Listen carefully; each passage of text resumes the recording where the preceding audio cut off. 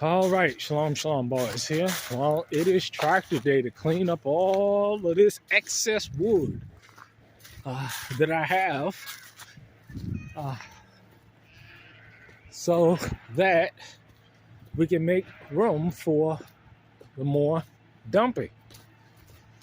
So I got the guy with the tractor out here now pushing all of this stuff into the creek, as I have stated previously.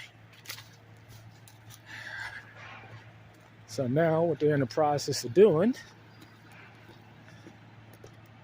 is clearing out all of this material off the side, pushing it into the creek to deal with my erosion issue, and as well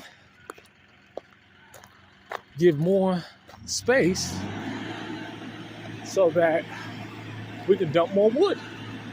See all of this? It's all going into that creek to deal with this erosion problem. You see how the bank is eroding? You see all over there how the bank is eroding? I got to deal with that. The only way to deal with that is with a whole bunch of wood. So you see, it's a twofold process. I get good, clean wood to power 6 wood stoves.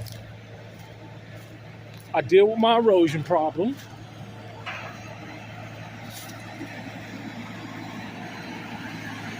It just works.